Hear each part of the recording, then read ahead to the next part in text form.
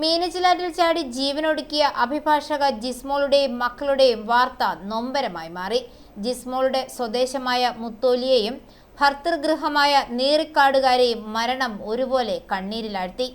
Advocate ജിസ്മോളുടെയും മക്കളായ ഹേന, പൊന്നു എന്നിവരുടെയും മരണം നാടിനെ ആകെ കണ്ണീരിലാഴ്ത്തി. ഏറ്റുമാനൂർ പേരൂർ പള്ളിക്കുന്ന് കടവിലെത്തിയാണ് ജിസ്മോൾ 1.5 ഉം 5 വയസ്സുള്ള കുഞ്ഞുങ്ങളുമായി മീനച്ചിലാറ്റിൽ ചാടി ജീവനൊടുക്കിയത്.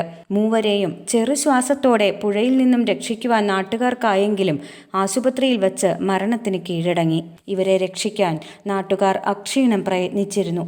എന്നിരുന്നാലും ജിസ്മോളുടെയും പൊന്നോമന കുഞ്ഞുങ്ങളുടെയും മരണവാർത്ത നീറിക്കാട് മുത്തോലി ഗ്രാമത്തെ മാത്രമല്ല ലോകമെങ്ങും നൊമ്പരമായി മാറി. ജീവിച്ചു കൊതി തീരാത്ത പിഞ്ചോമനകളുടെ മുഖം തേങ്ങലോടുകൂടി മാത്രമേ നമുക്ക് ഓർമ്മിക്കാൻ കഴിയൂ.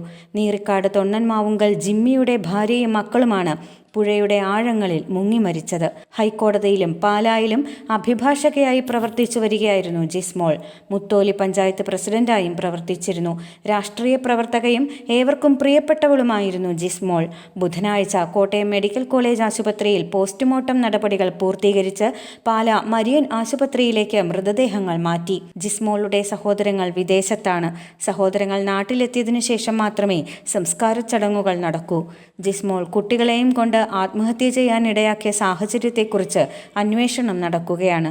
i4u news, Ettumanoor.